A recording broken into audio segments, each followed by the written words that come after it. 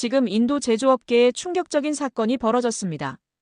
벵갈루루 외곽산업단지의 12개 외국계 전자기업이 48시간 내 정책 수용을 요구받았습니다.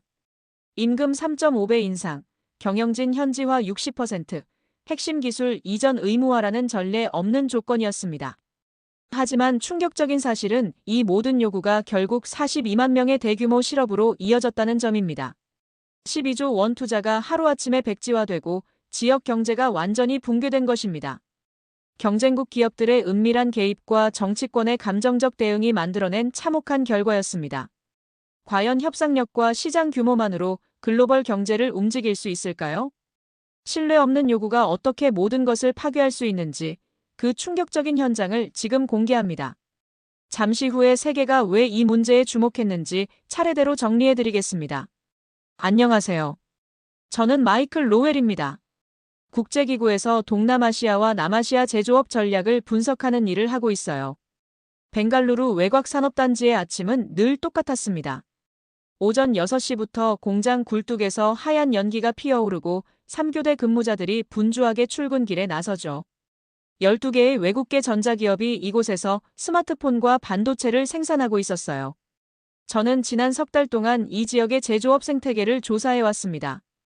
표면적으로는 모든 것이 순조로워 보였어요. 생산량은 전년 대비 14% 증가했고 고용 인원도 8만 명을 넘어섰습니다. 하지만 무언가 달라지고 있다는 신호들이 곳곳에서 포착되었어요. 먼저 현지 언론의 논조가 바뀌기 시작했습니다. 외국 기업의 이익 독점이라는 표현이 자주 등장했죠. 노조 집회도 예전보다 규모가 커졌어요. 참석자 수가 3,000명에서 8,000명으로 늘어났습니다. 에밀리아 센을 처음 만난 것도 이런 변화를 추적하던 중이었어요.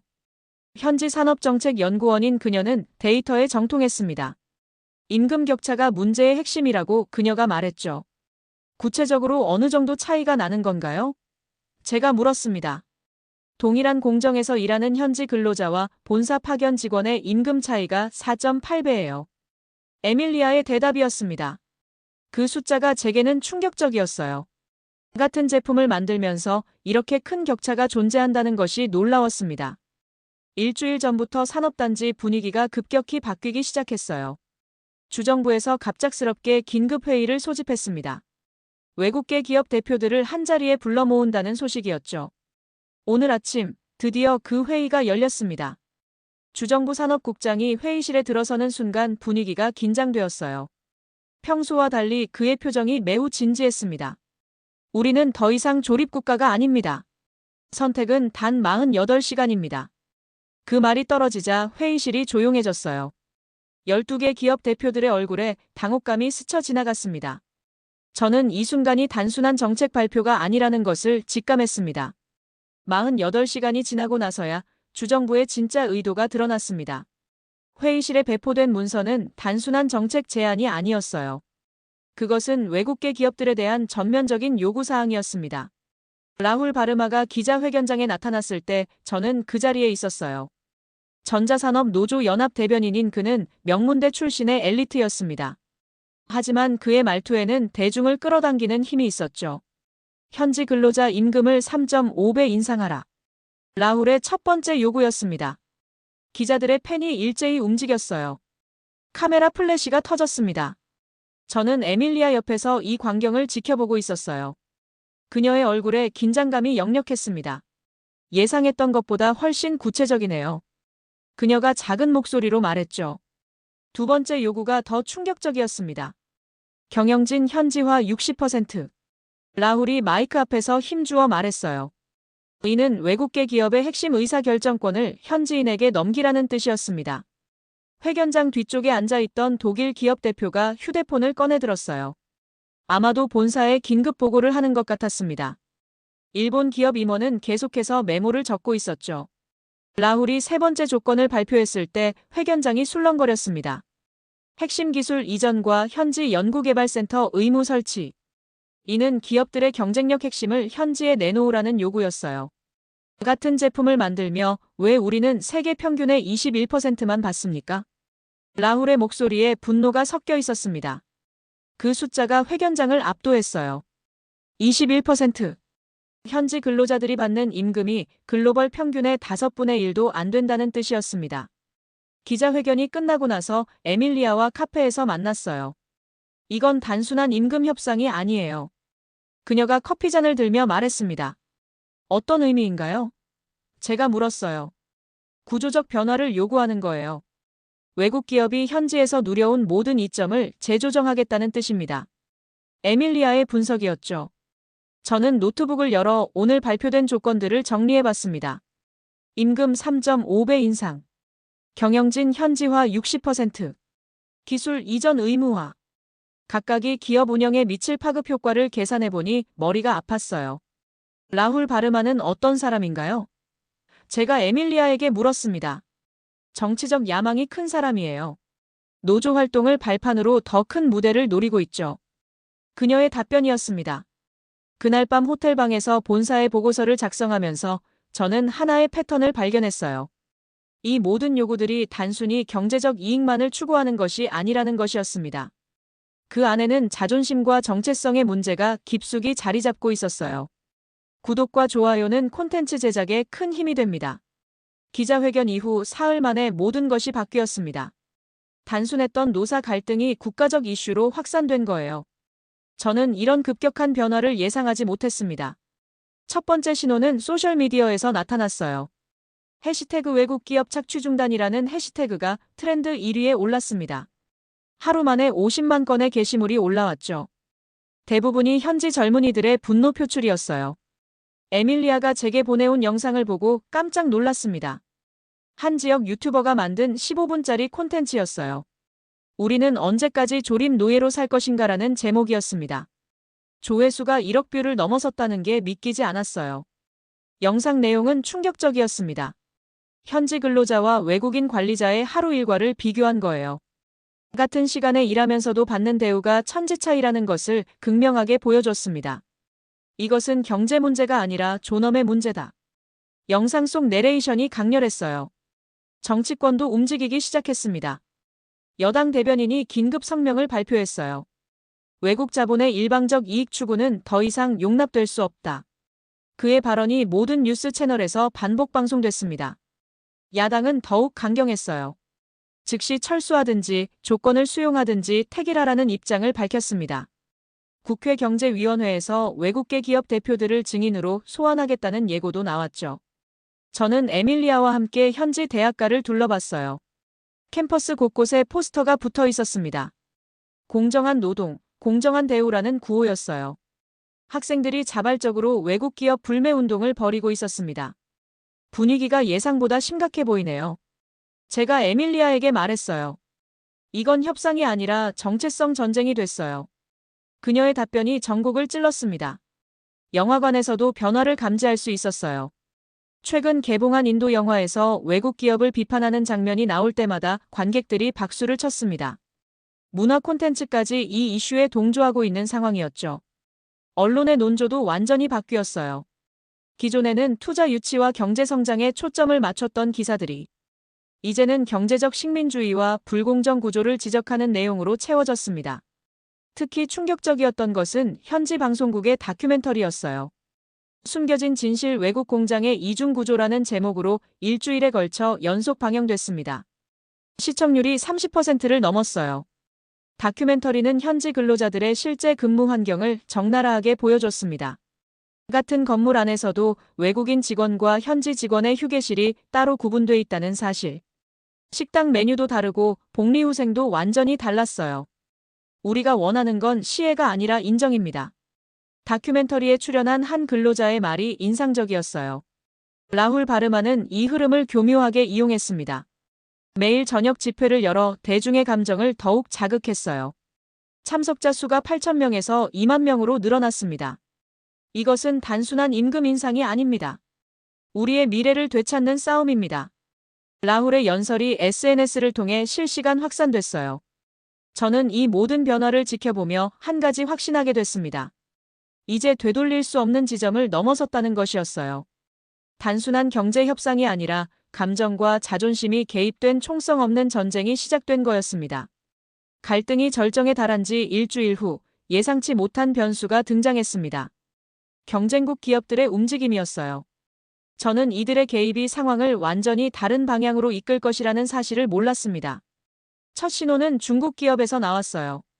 베이징에 본사를 둔 대형 전자업체가 갑작스럽게 현지 법인장을 파견했습니다. 공식적으로는 시장 조사라고 했지만 실제 목적은 달랐어요. 에밀리아가 저에게 보여준 자료가 충격적이었습니다. 중국 기업이 현지 핵심 인력들에게 제안한 조건이었어요. 현재 연봉의 300%, 그리고 즉시 이직 시 보너스 별도 지급이라는 내용이었습니다.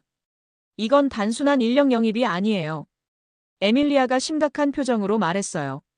어떤 의미인가요? 제가 물었습니다. 기술과 노하우를 통째로 가져가려는 거예요. 사람을 데려가면 그 사람이 가진 모든 지식도 따라가니까요. 그녀의 분석이었죠. 더 놀라운 것은 베트남 기업의 움직임이었어요. 현지 중소협력업체들에게 기존 계약보다 20% 높은 단가를 제시하며 독점 공급 계약을 제안했습니다. 협력업체들이 흔들리기 시작했어요. 한국 기업도 예외가 아니었습니다. 서울에서 급파된 전략팀이 현지 엔지니어들과 비공식 면담을 진행했어요. 제안 내용은 본사 근무 기회와 연구개발 부서 배치였습니다. 가장 충격적이었던 것은 현지 핵심 인력 17명이 동시에 사직서를 제출한 사건이었어요. 모두 10년 이상 근무한 베테랑들이었습니다. 각자 다른 경쟁 기업으로 이직했지만 패턴은 명확했어요. 이들은 우리를 돕는 게 아니라 자리를 노리고 있었습니다. 독일 기업 현지법인장이 긴급 화상회의에서 한 말이었어요.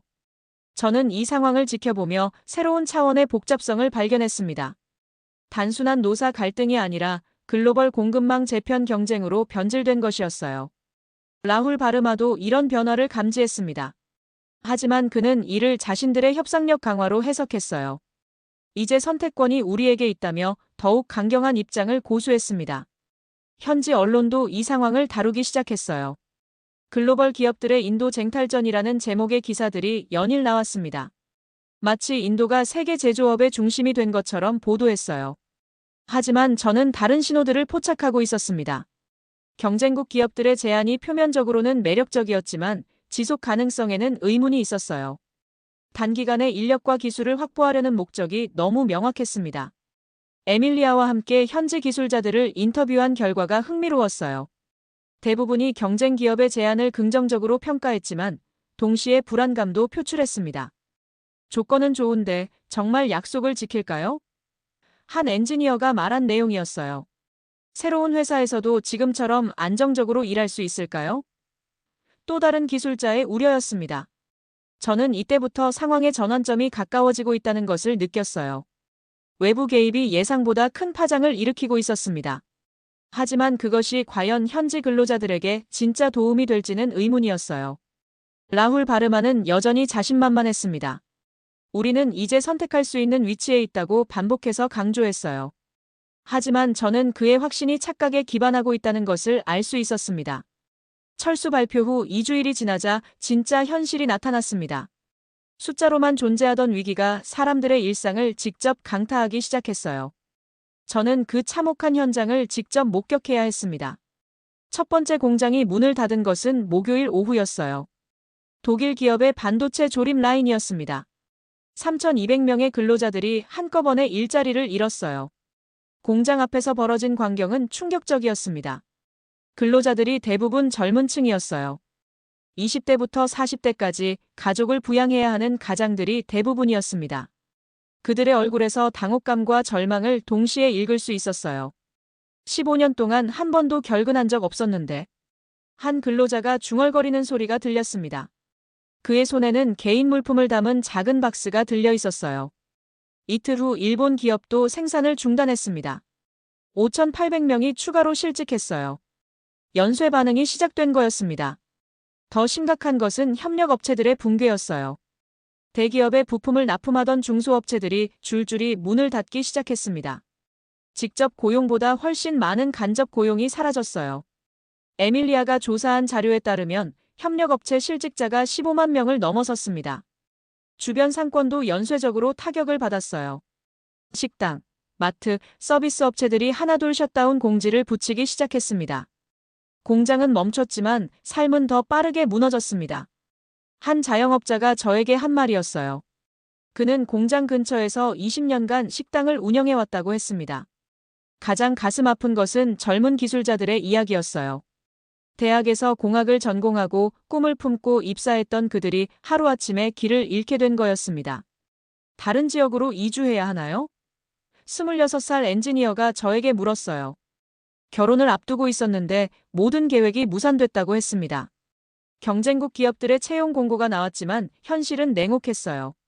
전체 실직자의 10%도 안 되는 인원만 재취업 기회를 얻었습니다.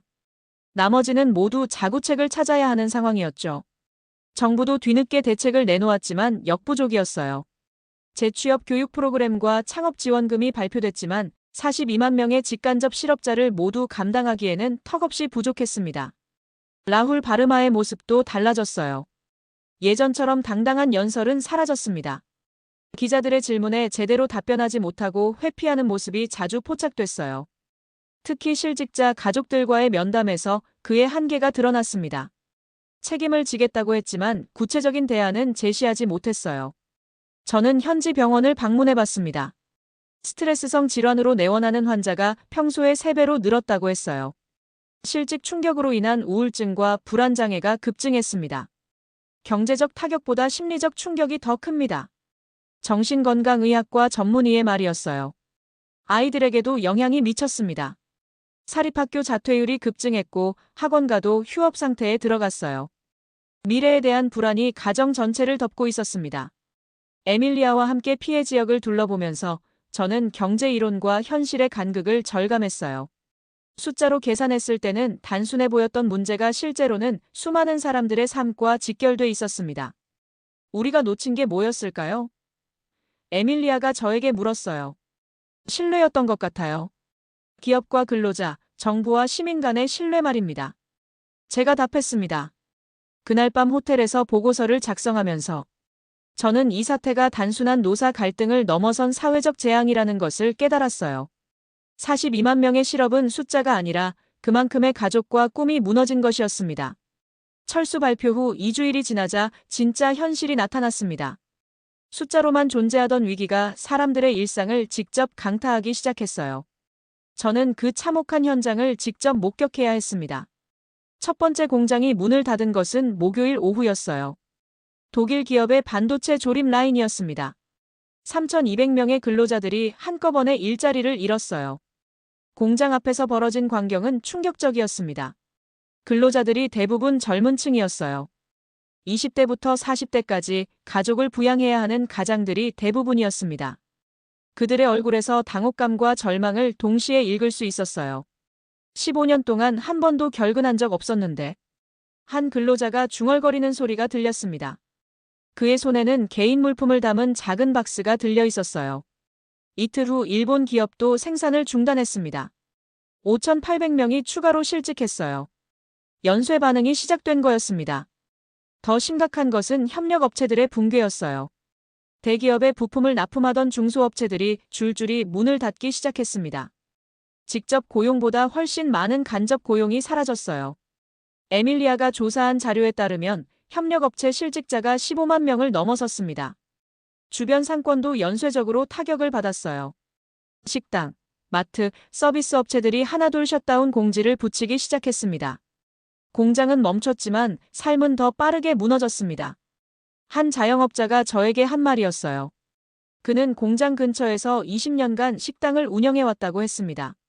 가장 가슴 아픈 것은 젊은 기술자들의 이야기였어요. 대학에서 공학을 전공하고 꿈을 품고 입사했던 그들이 하루아침에 길을 잃게 된 거였습니다. 다른 지역으로 이주해야 하나요?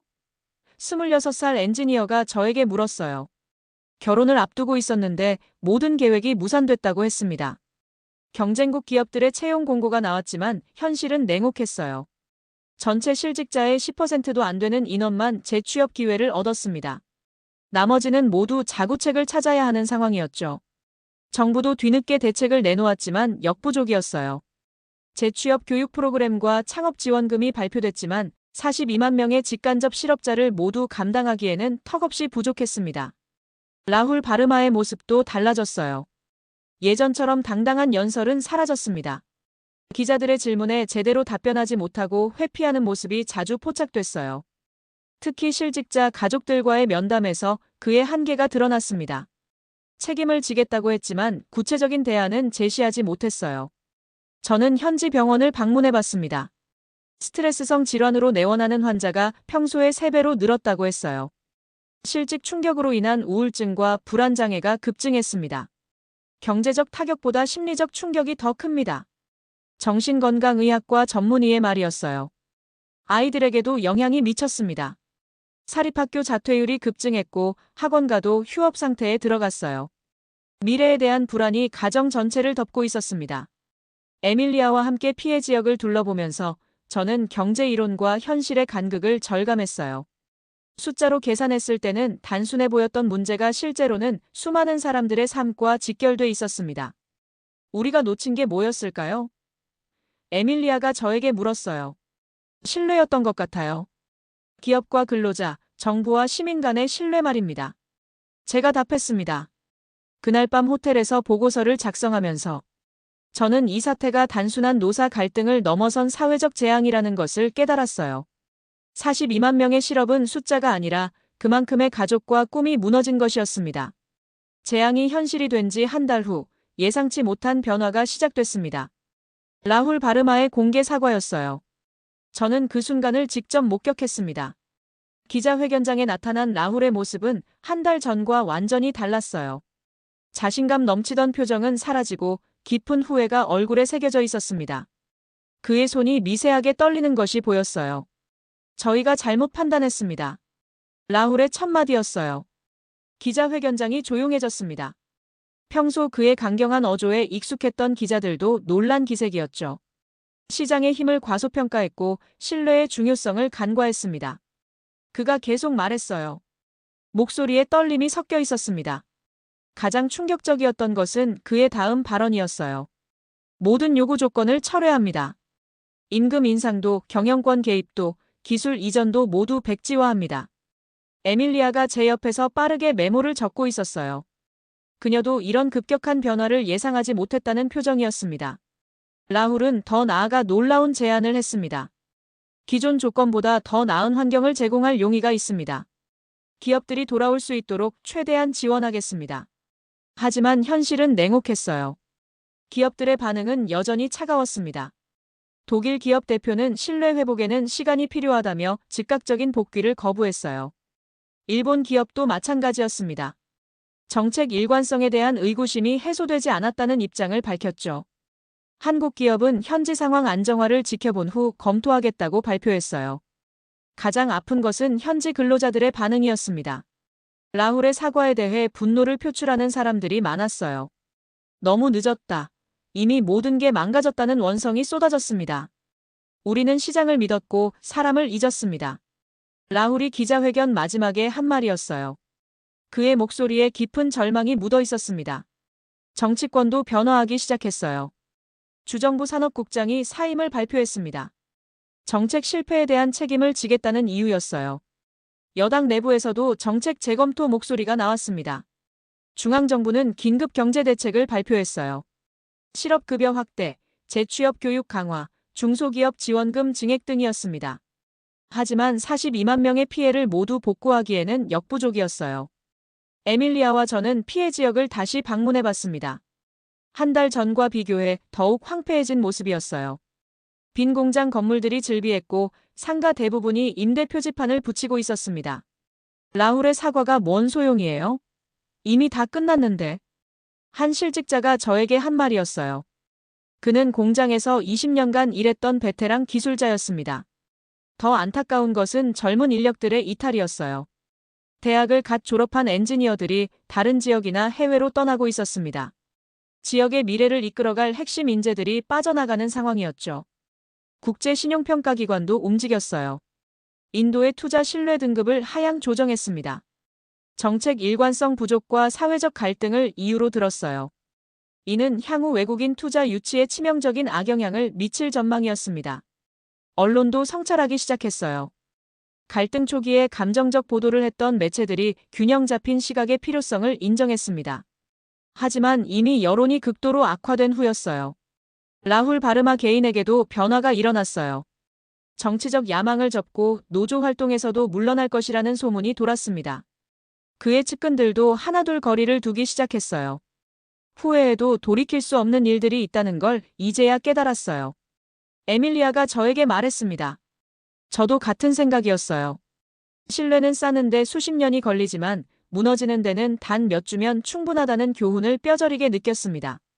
그로부터 6개월이 지난 지금 저는 다시 이곳을 찾았습니다. 상황이 완전히 회복되지는 않았지만 조심스러운 변화의 조짐들이 보이기 시작했어요. 가장 놀라운 것은 사회 전반에 확산된 성찰의 분위기였습니다.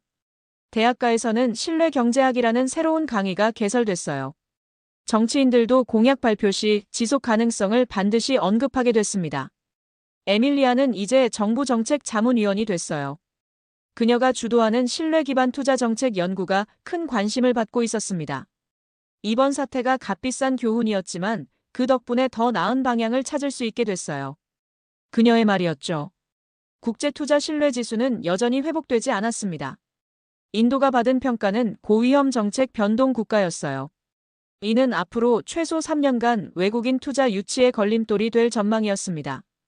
하지만 예상치 못한 긍정적 변화도 있었어요. 현지 기업들이 자생력을 키우기 시작한 것입니다. 외국 기업 의존도를 줄이고 독자적인 기술 개발에 투자하는 움직임이 나타났어요.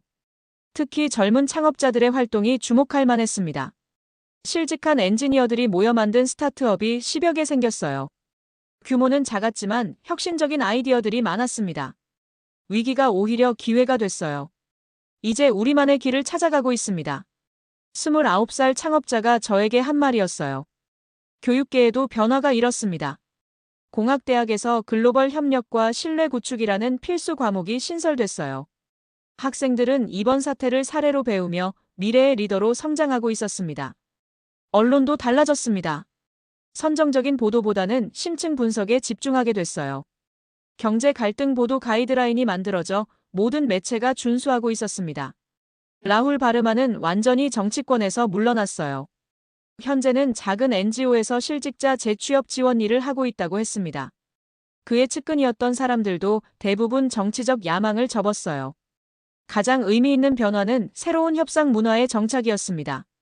노사 간 대화에서 상호 신뢰와 지속 가능성이 핵심 키워드가 됐어요. 과거처럼 일방적인 요구나 감정적 대립은 사라졌습니다. 국제기구들도 이 사례에 주목하기 시작했어요. 세계은행은 신뢰 리스크 평가 항목을 신설했습니다. 유엔도 개발도상국 정책 가이드라인에 이번 사태를 경고 사례로 포함시켰어요. 신뢰는 계약서에 쓰이지 않지만 가장 먼저 계산됩니다. 이 말이 현지 경제학과 교과서에 실렸어요. 교수들은 학생들에게 이번 사태를 반드시 가르치고 있었습니다. 외국 기업들도 서서히 관심을 보이기 시작했어요. 완전한 복귀는 아니지만 소규모 투자 검토가 이뤄지고 있었습니다. 다만 예전과 달리 정책 안정성을 최우선 조건으로 내세우고 있었어요. 가장 인상적이었던 것은 시민사회의 성숙함이었습니다. 각종 정책 토론회에서 시민들이 보여주는 신중함과 균형감이 놀라웠어요. 감정보다는 이성으로, 단기 이익보다는 장기 전망으로 판단하는 모습이었습니다. 에밀리아와 함께 마지막으로 그 공장 단지를 방문했어요. 빈 건물들이 여전히 많았지만 일부는 새로운 용도로 활용되고 있었습니다. 창업 인큐베이터, 직업교육원, 문화공간 등으로 변신한 거였어요. 이곳이 다시 활기를 되찾는데 얼마나 걸릴까요? 제가 에밀리아에게 물었습니다. 아마 10년은 걸릴 것 같아요. 하지만 예전보다 더 건강한 모습이 될 거라고 확신해요. 그녀의 답변이었죠. 저는 이곳을 떠나면서 하나의 교훈을 가슴에 새겼습니다. 경제는 숫자가 아니라 신뢰로 움직인다는 것, 그리고 그 신뢰는 하루아침에 쌓이는 것이 아니라는 점이었어요. 시장 규모나 협상력보다 더 중요한 것이 바로 상호 존중과 장기적 관점이라는 사실을 깨달았습니다. 세계가 한국을 어떻게 보고 있는지 계속해서 전해드리겠습니다. 구독해두시면 중요한 장면들을 놓치지 않으실 수 있습니다.